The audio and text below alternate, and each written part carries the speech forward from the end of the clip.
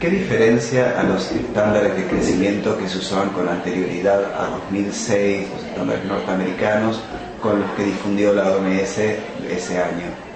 Las diferencias son muy importantes, son de 3 niveles. Hay diferencias conceptuales, hay diferencias metodológicas y hay diferencias biológicas.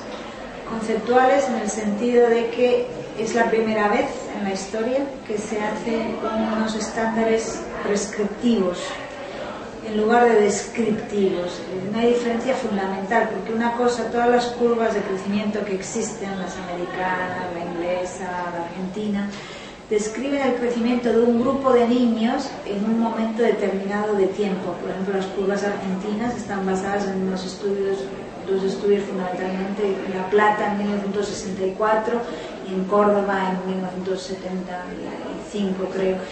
O sea, que describe cómo los niños...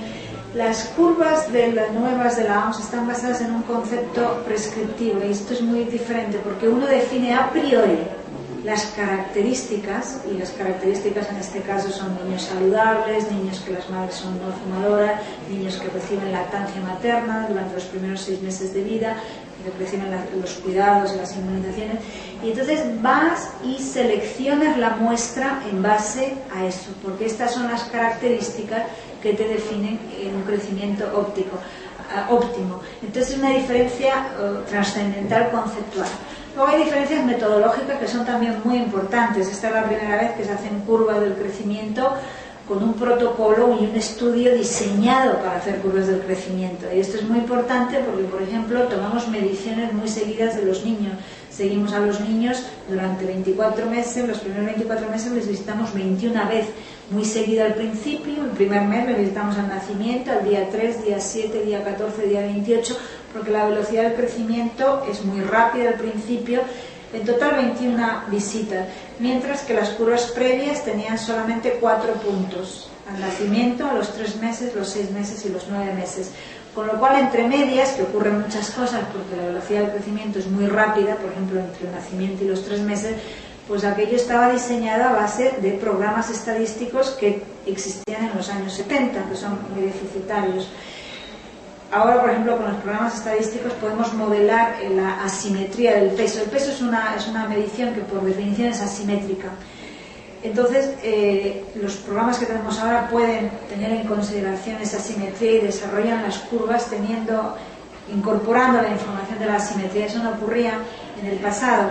Por eso ahora los índices de masa corporal, el resultado va a ser que con las curvas de la OMS la obesidad va a aumentar, en el sentido de que ahora los percentilos reflejan más fidedignamente lo que tienen que reflejar. Otra diferencia es que tenemos un vínculo con el desarrollo motor, o sea que tenemos a los niños cómo se desarrollan cuando se sientan, como el gateo, el pararse con o sin ayuda, el caminar con o sin ayuda, en relación con su crecimiento físico y con la alimentación de la lactancia materna. Es otra diferencia. Tenemos una muestra internacional, esta es muy importante porque toca el derecho fundamental de los niños a crecer de forma óptima. Hemos cogido poblaciones muy diversas y tan diversas como Noruega y la India, Ghana, los Estados Unidos, y hemos demostrado que los niños en todas estas poblaciones, si se les alimenta correctamente, si se les dan los cuidados necesarios, crecen igual.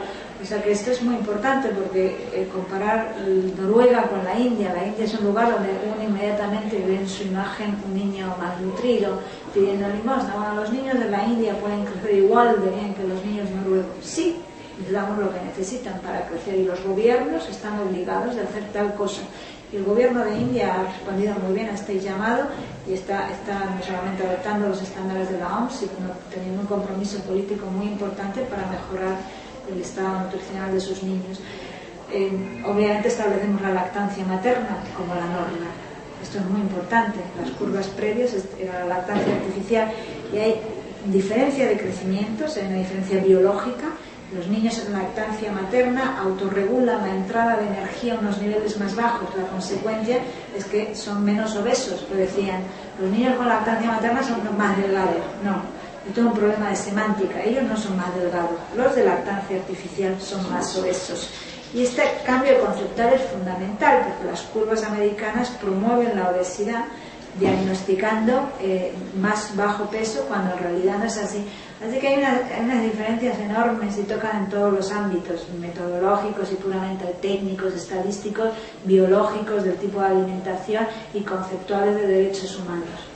¿Cuáles serán entonces las implicancias de estos nuevos estándares para realizar el diagnóstico y luego intervenciones de tipo nutricional? Bueno, sabemos que va a aumentar el diagnóstico del acortamiento porque los niños son curvas más recientes, ha habido las tendencias seculares son más altas, los niños ahora, eso ocurriría igual, las curvas argentinas que son de los años 60, si las revisamos con niños argentinos, igual darían más altas, porque los niños argentinos había una tendencia secular en todos los países, así que va a aumentar la baja talla, va a aumentar el sobrepeso, porque tenemos niños con lactancia materna que tienen y con una alimentación saludable que no tienen esos niveles de obesidad que tienen los niños que estaban en las curvas americanas.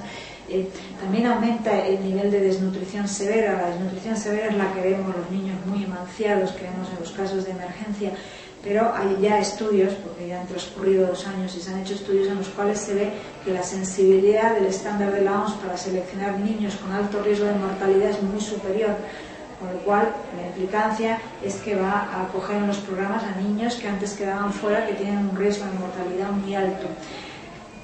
Tiene todos los mensajes positivos del derecho del niño a crecer, que tiene el compromiso en América Latina, gobiernos como Bolivia o como Perú, al adoptar los estándares, va con políticas y compromisos presidenciales de mejorar el estado de salud de los niños. O sea que tiene muchas implicaciones, no solo para el diagnóstico. Definitivamente los pediatras tendrán una interpretación diferente. Para la lactancia materna, las curvas presentes de la OMS reflejan muy bien el crecimiento fisiológico del lactante amamantado al seno. Con las previas, estos bebés sanos, amamantados al seno, a los 2 meses parecía que estaban perdiendo peso. Bueno, aparentemente cruzaban percentiles, mientras que ahora con las nuevas curvas, como están basadas en niños sanos amamantados al seno, los niños siguen muy bien su carril de crecimiento y no incitan al cuidador del niño o al pediatra a introducir otras leches o a parar la lactancia materna. Esto es una cosa importantísima, ¿no? Y muchas otras implicaciones que tiene que son de alto alcance. ¿Qué estudios, usted mencionaba que se han realizado estudios en estos últimos 2 años con estos estándares en la mano? ¿Qué es lo que están mostrando estos estudios? Ha habido multitud de estudios.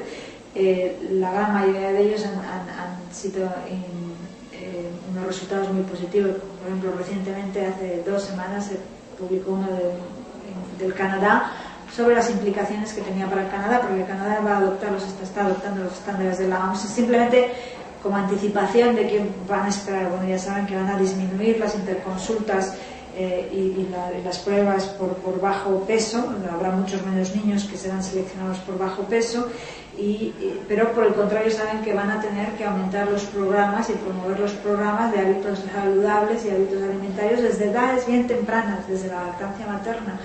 O sea que va a haber que hacer mucha promoción de la lactancia materna. Los estándares de la OMS van a ser un instrumento muy importante de protección y promoción de la lactancia materna.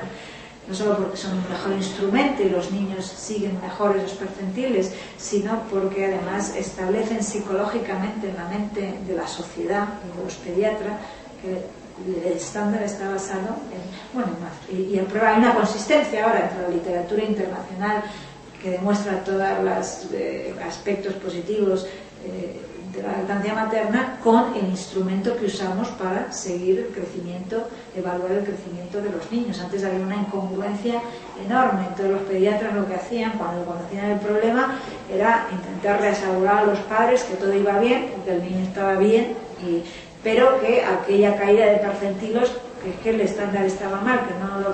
Bueno, eso ya ha pasado a la historia. En vez de reasegurar al padre que todo va bien y que siga así, ahora le felicitarán al padre, a la madre, al padre también, le felicitarán de que está bien el niño. O sea, que son todos estos aspectos que son muy importantes, ya lo digo, lo repito, desde el punto de vista biológico y técnico, pero también muy importante desde el punto de vista de los derechos del niño. a que los instrumentos con los que evaluamos su salud sean instrumentos correctos, bien hechos, sólidos, fiables y que induzcan a diagnósticos correctos, no a misconcepciones que llevan a intervenciones médicas incorrectas. Como última pregunta, ¿cómo ha sido la adopción de estos estándares por las distintas naciones? Han sido muy bien recibidos. Primero hemos tardado mucho en hacerlos porque ha sido un proyecto largo y complejo, entonces ya sabían. Por ejemplo, Canadá empezó a evaluar el posible cambio antes siquiera que los lanzásemos.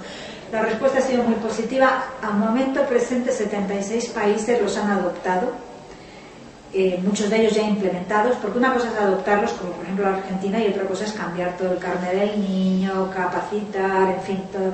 76 países los han adoptado y 79 países están muy avanzados en su decisión y muchísimos a punto. Por ejemplo, Canadá, yo ya sé que Canadá lo ha adoptado, aunque no lo pongo en la lista de 76 porque todavía no está oficialmente, pero sé que el comité, la decisión del comité de los Estados Unidos, lo mismo, de 0 a 2 años, muchísimos países de Europa, y en América Latina la práctica totalidad, con excepción de Cuba y Venezuela.